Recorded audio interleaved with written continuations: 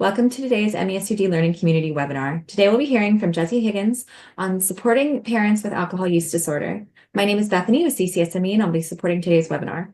Just a few quick notes before we begin. First, neither the presenters nor the planners have any relevant financial relationships to disclose. This activity has been planned and implemented in accordance with accreditation requirements and policies of the ACCME through a joint providership of the Hanley Center for Health Leadership and Education and CCSME. The Hanley Center is accredited by the MMA Committee on Continuing Medical Education and Accreditation to provide CME for physicians. The Hanley Center has designated this activity for one AMA PRA Category 1 credit. The opinions expressed by the speaker in this webinar are their own and do not represent the position of the state of Maine or CCSME. Recording and live stream transmission of this webinar without consent is not permitted. We'll have a few minutes at the end of the presentation for questions and answers, so please hold all questions until that time, or you can place them in the chat feature in Zoom.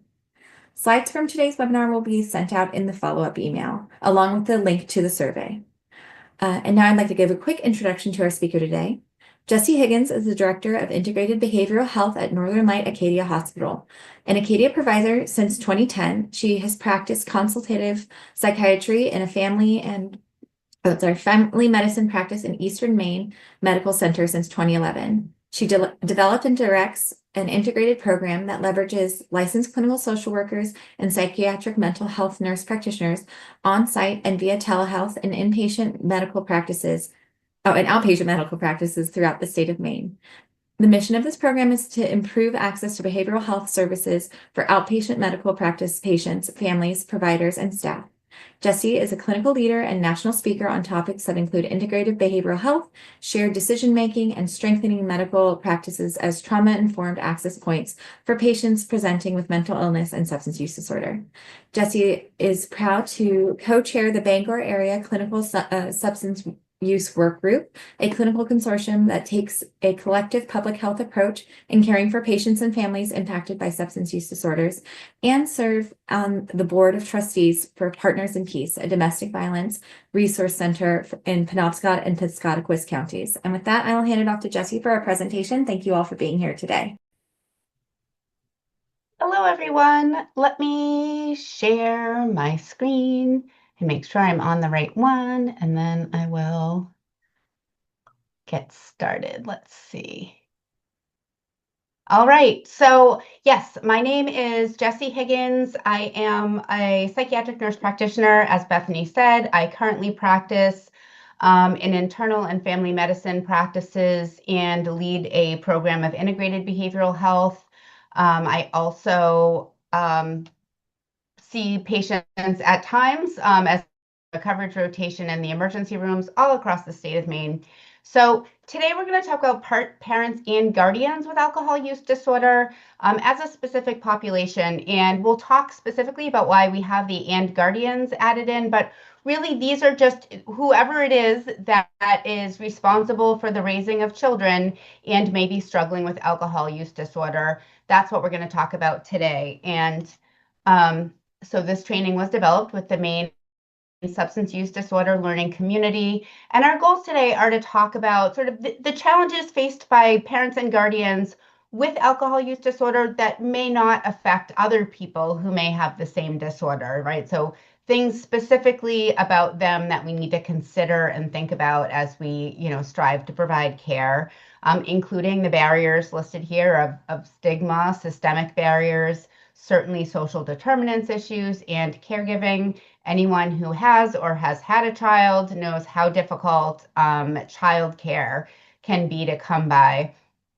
And then, as always, for anyone who has ever participated in anything I have ever done, knows we talk about trauma-informed care, really creating welcoming spaces for other human beings. Really, we always lead with shared humanity, being a human first, and then just take it from there in terms of how we're going to best support people. And in this case, we're also thinking about their families, right? Because alcohol and substance use disorder more broadly is something that affects family systems, and recovery is also something that families do together. So just a note about alcohol use in Maine. Alcohol is the most deadly substance in the state of Maine, a substance of abuse that people use that can lead to really dangerous or deadly outcomes in terms of health outcomes, also motor vehicle accidents, intimate partner violence. There are a lot of outcomes of alcohol use that can be really detrimental. 30%, so one out of every three about adults, so people 18 plus in the state of Maine, binge drink on a regular basis, which means drinking to intoxication regularly. When you think about this in terms of parents and guardians, this people will often say, well, I don't start drinking until the kids go to sleep. Well, we all know that things can go wonky in the middle of the night, whether you have little ones or teenagers. Parenting is a 24/7 kind of a deal. So heavy alcohol use can be dangerous at any time. It's, the most commonly used substance among adults. It's highly normalized.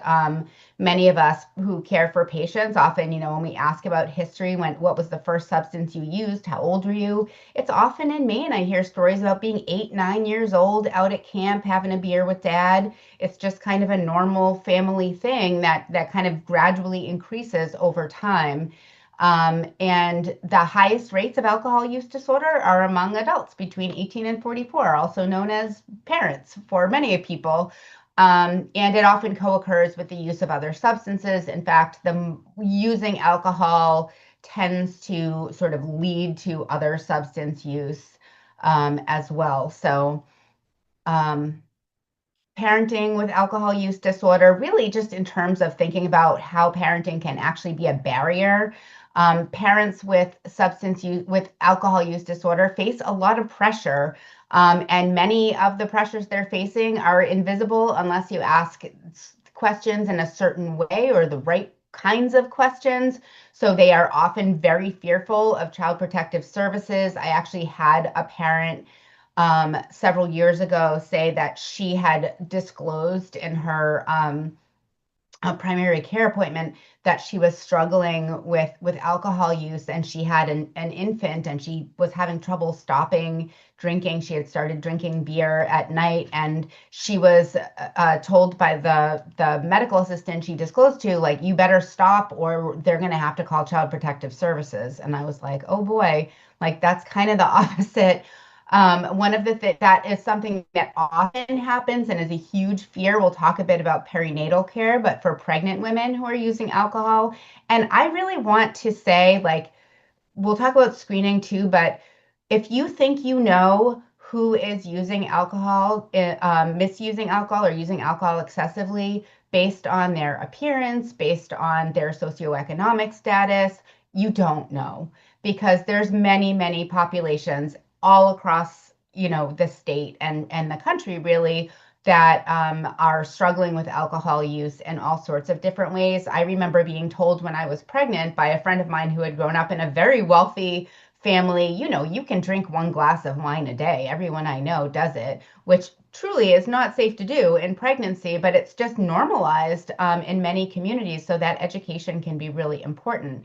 At the same time, we sometimes as providers become so focused on the fetus in these situations that we forget that the best way to support the future child is to provide excellent, compassionate support to the already existing human being sitting in front of us, who is not just a vessel, but a person who will ultimately become a mother. And we want to make sure that we are a safe place for them.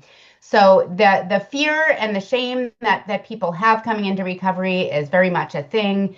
As we just talked about, gendered stigma is also an even bigger problem. There's this narrative that if you just loved your children enough, you wouldn't be using alcohol, or you would just stop. And we know that trauma history and parenting stress just increases risk. So these are the barriers. I mean, there's also childcare, scheduling. So if you decide when we were at the opioid summit yesterday, for those of you who are able to attend, you probably heard a very powerful story from right there at the beginning, from a man and his wife who share a daughter, about when he first entered recovery, how challenging that was for his wife and daughter, because he lived in a rural community. He was traveling a long way to go to meetings. And he was, as challenging as that, the strain of that family, he had a partner that he was able to leave to take care of their child so he could do that. That becomes much more difficult when you don't have that kind of support. And, it does put a strain on your family. So just thinking about those sorts of things are real barriers that are important. Especially in rural communities, there's a huge fear of what if people find out? And in family systems, if I disclose that this has been happening, even if, people often know that something is wrong, but the people are so secretive and full of shame about their substance use in many instances that they're just very fearful about what people will think. And then I purposefully used all these acronyms in this last bullet, which stand for, substance use disorder, mental health, child protective services, but people don't know what these acronyms mean, right? So, and there's lots of other acronyms. And I remember working years ago in case management and thinking like, geez, if I were in a situation where I or my family needed to avail myself of these services I'm connecting people with, I would have no idea. I wouldn't know how to find these applications. I wouldn't know what these programs are or what I qualify for. So just trying to figure things out, where things are, how you find out, how you access them is a challenge. And then we've talked about stigma in rural communities, the long travel distances. We all know there's not a lot of public transportation, certainly not dependable transportation.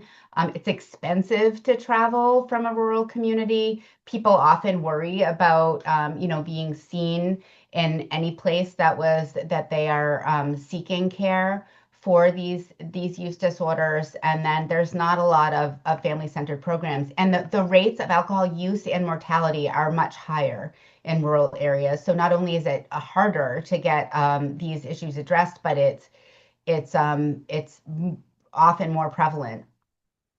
And we have also talked about pregnancy and postpartum, the risk of fetal alcohol syndrome. Again, if you hyper focus on the risk to the fetus, we risk just shaming the patient out of engaging with us.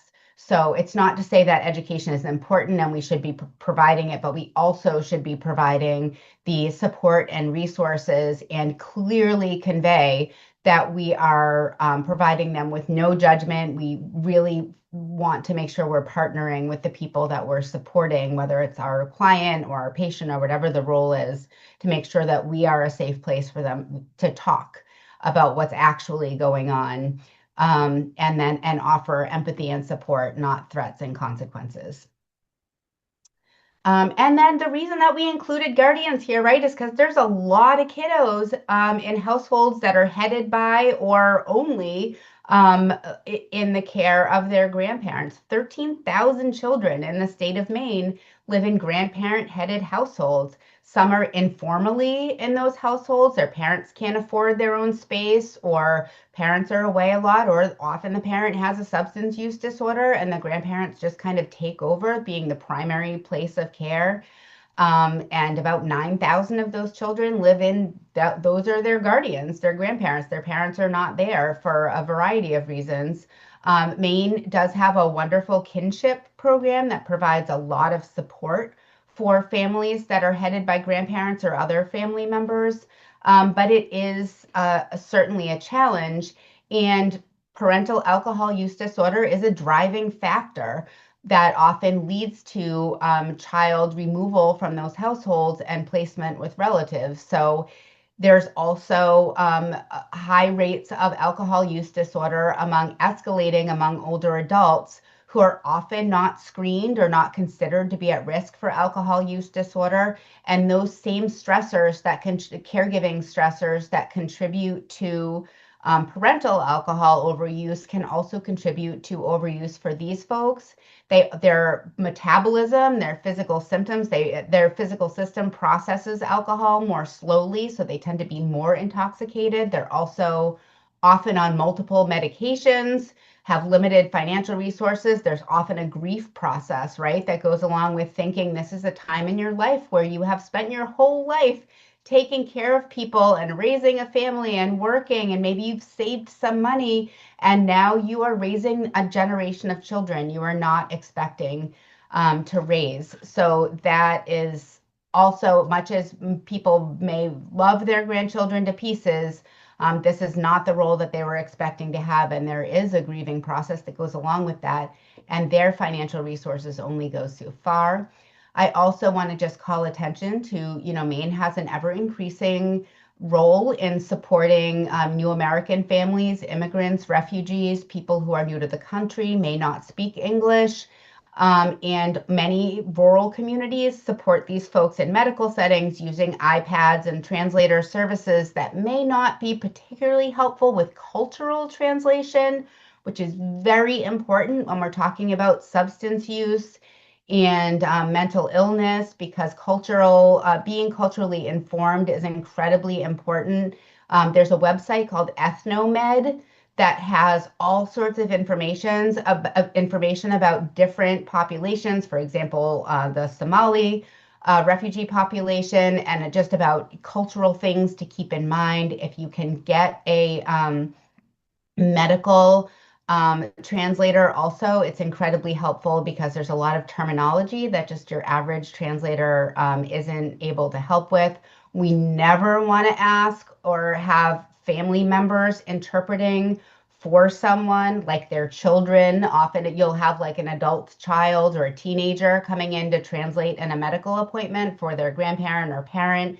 That's not going to be great in these situations, because any more than any of us would want to disclose that we're struggling with alcohol use, they also will struggle with that. So it's just something to bear in mind. I just want to always do a shout out for the audit.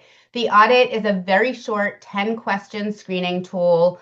I like it so much better than the other ones because it asks about both chronic alcohol use and binge drinking. It's not, doesn't diagnose someone with an alcohol use disorder, but it tells you if their risk is low, moderate, or heavy, and really helps you, helps you tailor your conversation and interventions to the level of risk and the specific pattern of drinking. Scores 8 or above indicate that they are at high risk for harmful or hazardous drinking.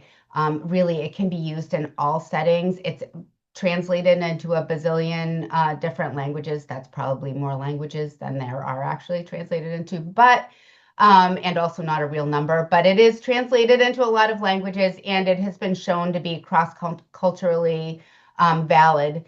So that's a great tool to consider incorporating. And as we said, like, there's a lot of stigma around that, implicit bias around socioeconomic status. So we may be asking some people and not asking other people about their alcohol use in a particularly inviting way. I personally have several times been asked, screened by being asked, "You don't have a problem with alcohol, right? You don't drink." Like, pretty much every time that's what they say to me. Well, if I did, it would be pretty hard for me to override that stigma and bias and say, wait a minute, actually, and because they're assuming that, like, I know better, right? Or that I'm better than that in some way, which doesn't make any sense at all. And I would have to say, like, actually, no, I'm not living up to your opinion of me, which, we don't want to do that to people either. So we know trauma histories are common in people with alcohol use disorder. I'm not going here in detail to the principles of trauma-informed care, but know them, love them, become familiar with them. They're wonderful. They're really not just for people with significant trauma histories. They are actually wonderful for anyone. You want to create an environment of safety, build trust with the folks we're supporting. Peer support is particularly important and relevant, right, to alcohol use disorders. Because we know that people in peers in recovery, we were just talking prior to starting this session about how powerful at the opioid summit it is that they so deftly incorporate and integrate people with lived experience into the entire day, into all of the sessions, because those stories are so meaningful and powerful to people. So making sure that people have access to other people who have been through what they've been through and are recovering is really important here. Just collaborating with people, empowering them by giving them choices, and making sure that I always say when I meet people for the first time, this is your body and your treatment space, and I am here to support you. And I have some clinical expertise, so I'm here to help support you. If I'm suggesting anything or saying anything that you don't want to do or you think is not right, then please feel free to correct me. You truly can't offend me by advocating for yourself. This works best if you advocate for yourself. That will, and when people do that, like if they come back and say, I tried that medication and I hated it and it made me sick and I don't know why you gave me that, or I didn't want to take that. I'm not taking a medication 3 times a day. Then I always say, thank you so much for letting me know like that. Otherwise, I won't know what's going on and I can't help you. It's really important. That just helps us to do a better job, giving you choices. And then cultural responsiveness, which again, we want to be aware that marginalized populations experience all the stigma that we've talked about plus, right? So if you're LGBTQ and you are a parent, that is, you're already concerned that somebody is going to see you as not an adequate parent or somehow think you shouldn't be a parent because they have heard that elsewhere. They often carry a lot of healthcare trauma. So people who are Black, people who are from Indigenous communities, they are all coming in typically with a long history of being not heard or validated in healthcare settings. So we really need to be mindful of that history and, you know, approach people through that lens always. And then remembering that family-centered models can include things like therapy, recovery courts, play therapy for kiddos, and we'll talk a bit more about that. Motivational interviewing, for those of you who don't have, there was a 2025 version of the motivational interviewing book. It has just a whole new perspective. It's really updated. Some of you might have noticed that in the last few years, the language in the older editions was a little bit antiquated, didn't incorporate some things that we know now. And this one has some really great tools in it, but a lot of this remains the same, right? Open-ended questions are a great way to just give people space to talk. Reflective listening is really just, being present and paying attention and turning away from your electronic health record or your notepad or whatever, and just listening. People bring a lot of strengths. I have never met a parent or guardian that did not love the child or children in their care and want them to be safe and happy and successful. They sometimes don't have the resources or the socialization, or they are struggling to provide that, but they always want that. So really affirming that you have those shared goals of supporting their family. And then we'll talk a little bit more about the rest of this. This is a kind of brief version of the ORs with a case example, but I have a more detailed one a little further on after we talk about a few more things. But here's just an example. So a 32-year-old single mom in rural Maine drinks wine every night to cope with stress. Many people do. I will tell you, during the pandemic, lots and lots of people, including probably many of us on this call, who had a periodic glass of wine or a beer at the end of the day or on the weekend, escalated that use to cope because the stress was so much more. And then the children were home all the time. And then there was like, well, geez, there's like a pandemic. So this is, and then they started changing the laws. So they deliver alcohol to people's houses. And so there were a lot of people who had what they would consider social alcohol use that really escalated during the pandemic. And a lot of those people are still struggling to decrease their alcohol use because it just became a normal part of the way that they cope, and they began to lean on that more. That's really true of a lot of coping skills that people have come to struggle more with. So what does a typical evening look like with your kids if you become aware this is happening? Just listen. So, right? So that's an open-ended question. Don't make assumptions. We don't know what that means. She said she drinks wine nightly. We don't know how much that is or what it looks like in terms of the kids. Affirmations might just be like, yeah, geez, you're carrying a lot. It's clear how much you care about your family. You feel overwhelmed and you're not even sure what support would look like. So if you decided to move forward with it, with making a change, what would that even be? Like, who's going to help you with that? And then, summarizing the conversation doesn't have to take, it's not like necessarily a whole paragraph, right? Parenting is both a joy and a struggle, right? We all know that it is a joy and a struggle. I don't think anyone would say it is all joy. And alcohol has helped you in some ways with parenting, but it's also kind of hurting. It's maybe creating a barrier between you and your kids. You might be more cranky sometimes or really not want to engage with them when you've had a drink. So let's talk about what that looks like and how that's working for your family. You can see how like that conversation just gives somebody space to have a conversation. This is something they've probably been hiding, they feel a lot of shame about. And now you're just saying, well, let's put it on the table. Let's talk about it. And you're taking all the power out of that secret. And that is such a wonderful gift to give people who have felt like they had to hide. So medication-assisted treatment for alcohol use disorder is way underutilized, under talked about. I've even heard people in the treatment community say, well, it's not as important as MAT for opioid use disorder. And I truly don't believe that is true. I think that so many people, we lose so many Mainers to alcohol use disorder for so many different reasons. Why would we not include in the discussion their options for medication-assisted treatment? I have had people who struggle with drinking a couple of glasses of wine every day, start a course of naltrexone. We'll talk in detail about these medications, just a little bit of detail. I know there's not a ton of prescribers on this call, but I think it's helpful to know about this stuff. It helps you talk to your patients about it or clients so they can advocate too. Um, and and they have been better able to their cravings decrease. It also naltrexone also helps with all sorts of cravings, like people cutting and self-harming. Some OCD behaviors. There's a lot of coping skills that feel compulsive that naltrexone can help people get more control over. So it can be helpful in a lot of ways. Acamprosate is another one, and then disulfiram, and we'll talk about those other two, which I use far less frequently. I don't think I've ever actually used disulfiram, but for some people it's very helpful.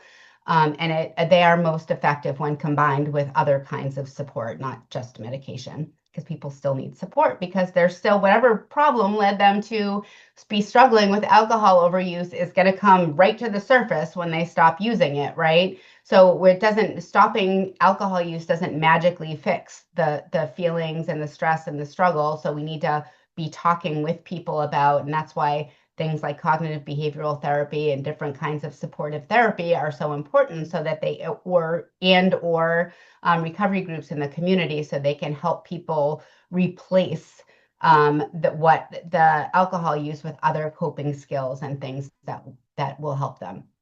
So naltrexone reduces cravings. You don't have to stop drinking while you're taking it. So people can still drink. It's not going to make them sick. It just reduces cravings. It typically makes them not want alcohol as much. It's usually once a day dosing. It's often 50 milligrams. There's also an injectable version of Vivitrol once a month. Some people really like that because it's like once a month, they come into the practice, they get an injection, kind of like a flu shot. It's an IM injection. They go home and they don't even have to take a pill every day or think about it. It's just done. Especially in rural communities, that can be much easier when people struggle with going to the pharmacy. Also, they don't have to think about it every day. You cannot use it in anyone who is on prescribed or illicit opioids. It's very important to provide that education. It will throw them into a precipitated withdrawal, like immediately. I also tell people when I prescribe this, if you get injured in a car accident or something goes wrong and you end up in the emergency room or you have to have surgery, you need to let them know that you've been taking this medication so they can make sure that before they administer opioids, they make sure you're not going to be go into a precipitated withdrawal, because we don't need to cause that. Pregnancy, it's not a good medication for use in pregnancy. People with liver disease, it is processed through the liver. So if somebody has hepatitis or something, that's usually when we move to a camprosate, which we'll talk about next. So and then the other two. So a camprosate is kind of a pain. It's like 333 milligrams 3 times a day, or 666 milligrams, sorry, 3 times a day. So it's a 3 times a day dosing. 3 times a day dosing is so hard for people. That midday dosing is brutal. When people do take it, I usually tell them to set alarms on their phone. It is processed through kidneys, so you don't need to have a great liver to take this one. And it is really helpful with cravings as well. Disulfiram, many of us know from the olden days as Antabuse, which is what the brand name was. This makes people violently ill when they drink. That's really all it does. It doesn't reduce cravings or do anything else. It's just like the way that it works is if you drink while you're taking this, you will get so sick, sicker than you've ever been. I have had people tell me that they had that prescribed to them and it felt like they were being shamed for drinking, that they were being basically like had a ankle bracelet on that kept them from drinking. Conversely, and then I've had people who were taking it who drank on it and got extremely violently ill, or who just stopped taking it a couple days before they knew they wanted to drink. Conversely, I've heard some stories from people in recovery who have said, I would not have stopped drinking if I did not have this medication. This medication saved my life. So that's why it's still a medication, because there are people who really need it. And when you explain to them those risks and what it entails, as long as you have that conversation in an empowering, trauma-informed way, and they choose that this is the treatment option that will work best for them, then I think it's perfectly fine. You just need to make sure that it's not something we're superimposing on people. And then I just want to mention there is emerging research. So Ozempic is the one that's been used in trials that are just happening now, but they found kind of incidentally that people who are prescribed these GLP-1 receptor agonists, like all of those weight loss drugs for weight loss, also decrease their alcohol use. And many people who were also struggling with alcohol use disorder had no trouble decreasing their alcohol use, who had been struggling for years. So, I mean, it causes basically a slowing of your digestive system, which reduces, increases feelings of satiety or fullness and make you less likely to want more. So that may be one reason, but just something to throw out there that this is something, especially if you have a patient that has co-occurring diabetes or obesity, it may become something that is a good option even now. I know it's being prescribed for people. And then we shift to talking about we've talked a lot about these things. There's a lot of peer support available all across the state of Maine. Thank goodness in rural communities and in all our communities, there are more and more recovery centers opening up so people don't have to travel super long distances. AA, if you look up the AA and which is Alcoholics Anonymous online, and other recovery groups online, there are so many different online, and there's also smart recovery, which there's a lot of people who are not interested in the spiritual aspect of Alcoholics Anonymous. Also, please remember that abstinence is only one recovery path, and it does work well for some people, and those 12-step programs work really well for some people, but they're not for everyone. Reducing use, harm reduction is also a valid and wonderful treatment option that reduces the risk to them and their families. So it's really important that we let people make their own choices about what their recovery looks like. And important to communicate to them that when they connect with intentional peer support workers across the state, that those folks are trained exactly that way to help people find a recovery path that works for them, which may or may not include abstinence recovery. And that medication-assisted treatment is recovery. Parenting programs, there's all sorts of parenting programs available in the state of Maine. for moms specifically, for grandparents, for all sorts of different folks. And if you want us to provide all of these, details about these resources, we certainly can. I didn't include them here, but there's also community partnerships that reduce isolation and stigma. Just want to make a note about outpatient detox. I've worked in primary care for over 15 years, and I have guided many, many people through outpatient alcohol reduction by like, we're going to drink 18 beers today, and we're going to drink 17 beers next week. And we do that because it prevents things like delirium tremens and seizures. And people, unless you are one of the few Americans who has hundreds of thousands of dollars in cash, just like hanging out, that can go to a cash recovery center, there's not a lot of people who can do that. There are places in the state of Maine, however, that are covered by insurance where people can go to safely detox. I know there's Wellspring here in the Bangor area.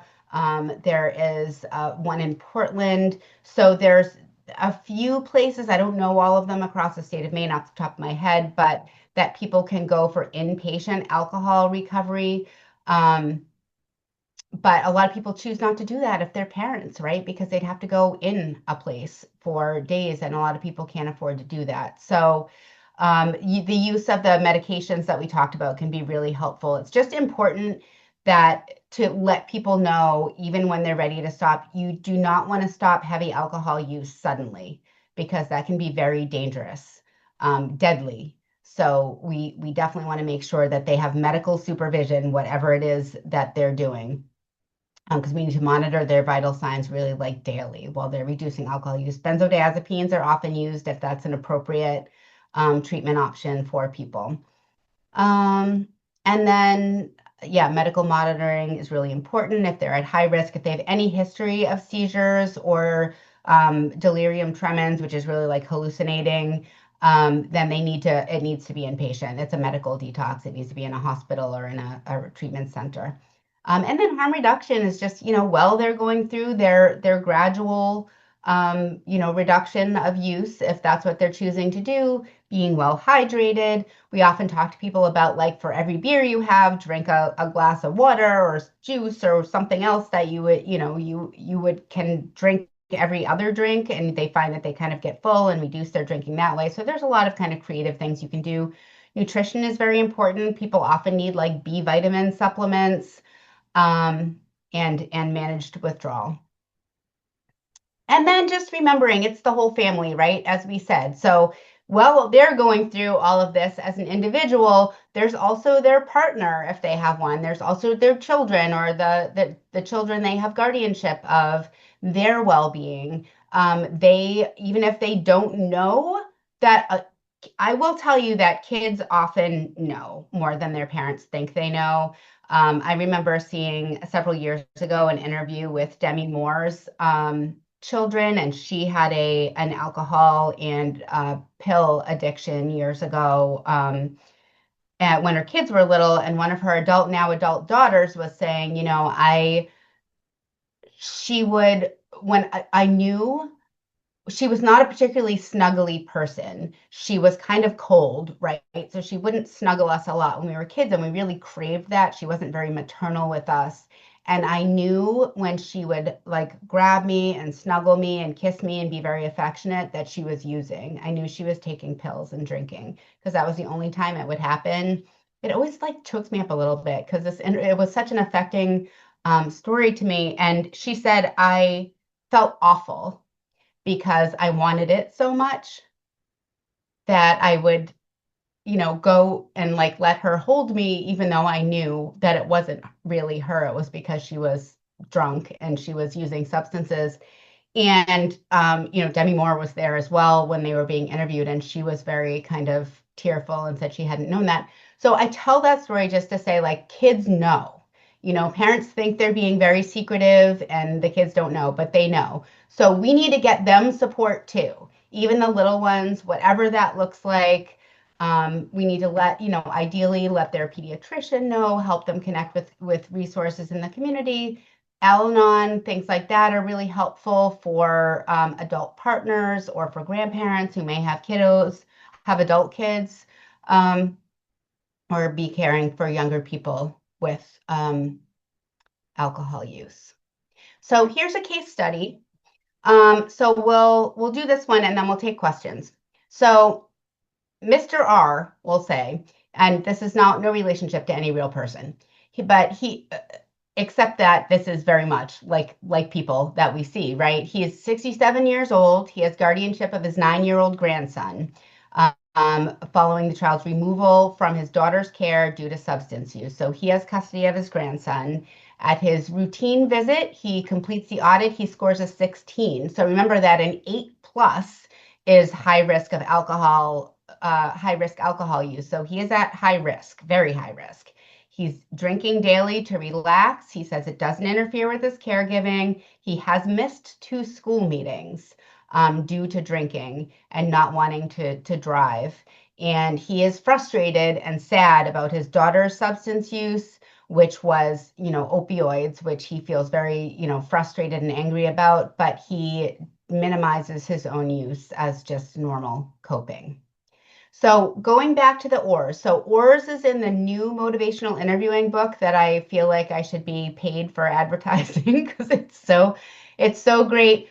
But OARS stands for open-ended questions, affirmations, reflection, and summarization. So this is just scripting to show you what this could look like, that it can be like a natural flow of conversation and it not in this very strict like OARS. These are just the things to remember. But can you tell me what a typical day looks like for you and your grandson?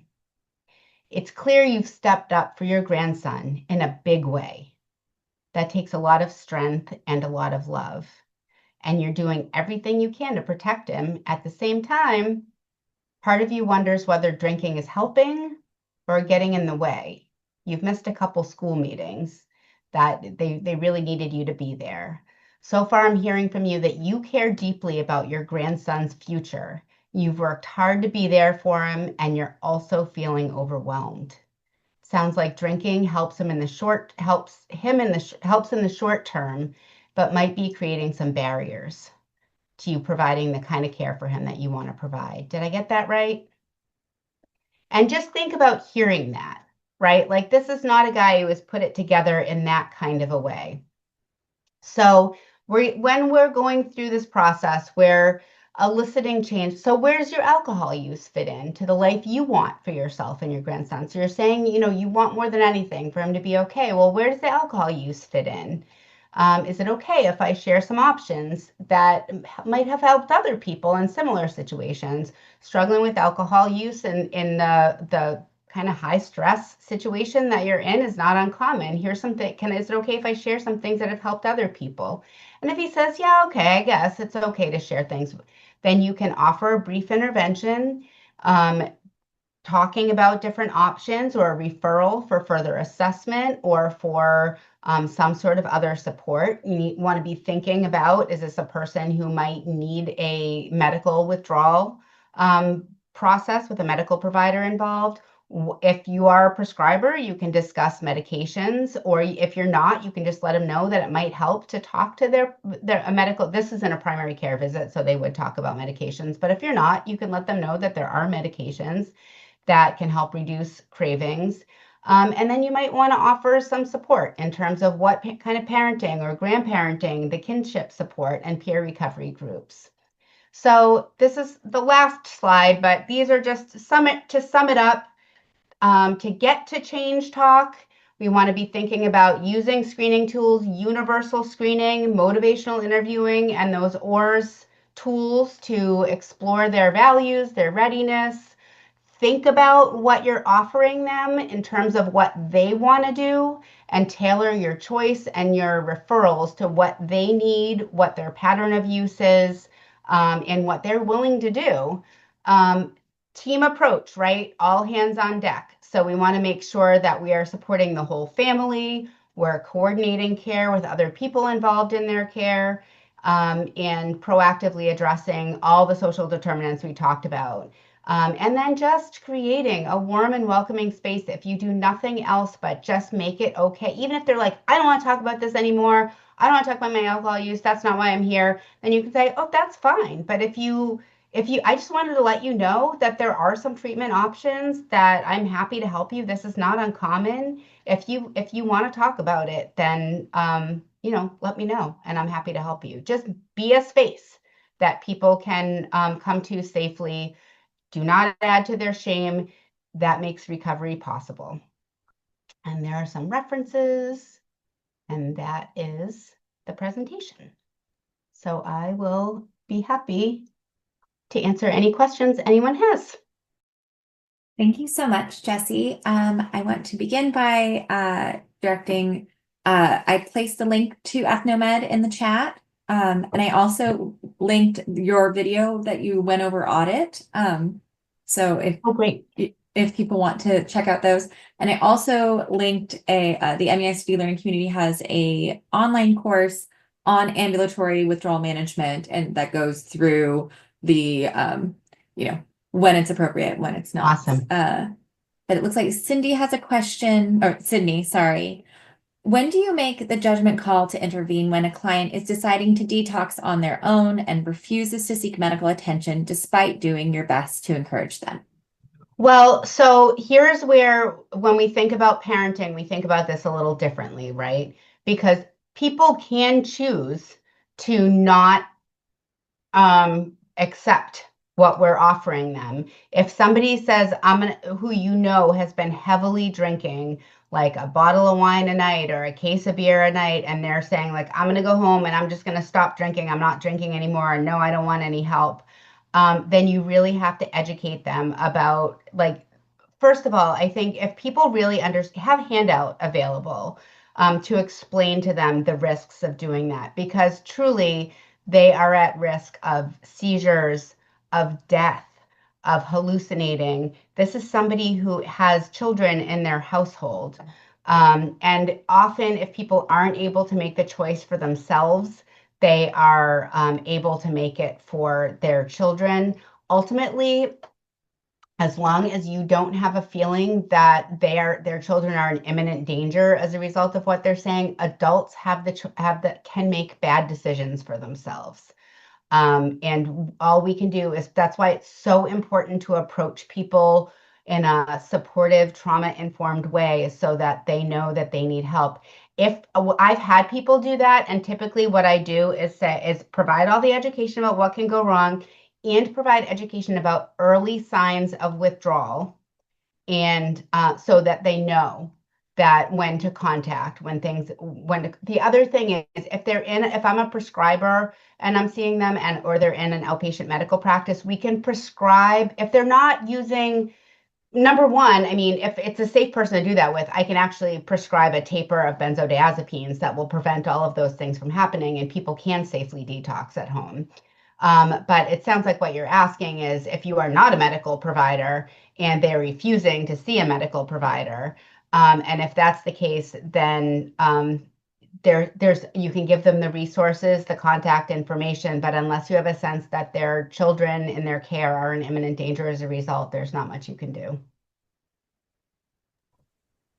Thank you. Any other questions can be placed in the chat, or you can raise your hand and unmute. I will direct everyone that I've placed the survey link in the chat, as well as our link for technical assistance. If you ever have any specific coaching or technical or questions, our faculty, which Jessie is a member of, are happy to answer. And Sydney says, thank you for your thoughtful answer, Jessie. Yeah, any other questions? And while we're waiting for any other questions, Jessie, I can ask, what question did you hope to get asked this afternoon? Oh, interesting. What question did I hope to get asked? I think, I'm not sure. I think one of the things that happen when people work in an organization or a system, I think often they come to trainings like this and they think, yeah, we should do the audit, but that's not what we use where I work. and they look it up and they think it makes sense, but it's that those systemic barriers that can be really frustrating as a clinician who, when you feel like you have a sense of how to take good care of your folks.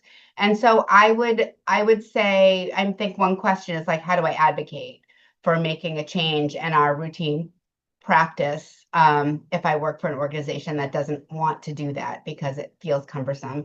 And I guess what I would share, if that's the case, is the video that Bethany attached with the shows you how to use the audit, how easy it is. People can fill it out themselves, or you can fill it out with them.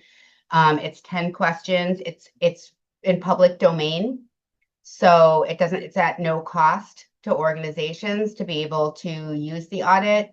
And I think letting them know that you typically what I found as a person who works for a large healthcare system, the way that I got my people to ultimately make that change is to make it as easy as possible for them to get that it was in public domain, to get the video and the workflow and provide them the information that they needed to do it. And also what you find is that if there's like medical assistants involved or somebody else who does the screening, making sure that they have the language and the scripting, like truly the scripting that they need to ask those questions in a way that invites a response that is real and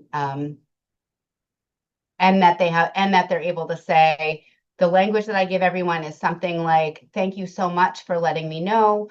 This is an important part of your healthcare, and this is the right place to talk about that. I might not be the right person to help you, but I know who is, and I will make sure you get connected with the support you need. It's as simple as that. People get really scared, like, what do I do if they say yes? And that's really all you do. And I want to reaffirm that the MESUD learning community is also here if you have questions about workflows. If you need to, if incorporating audit into your practice, you need help with that, we are very capable of helping with that as well. And I also am putting a link in the chat.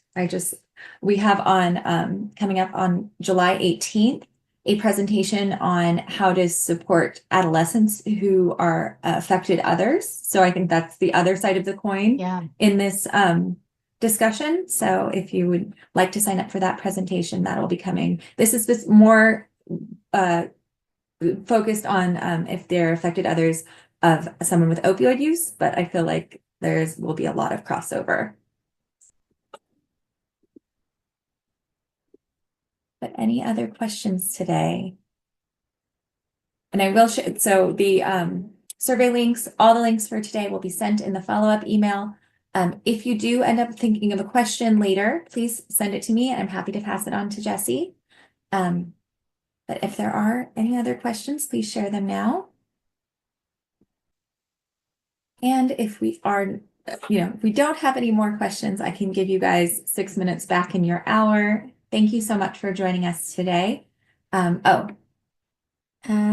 Sean says, thank you for the training. I appreciate the idea that there are multiple paths to recovery and change and necessity for the client-centered approach amid all the stigma around alcohol use. And that is so true. Thank you, Sean. But yes, I'll give you guys 5 minutes back now in your hour. And thank you all for joining us today. And thank you so much, Jessie, for this wonderful presentation. And we hope to see you again soon.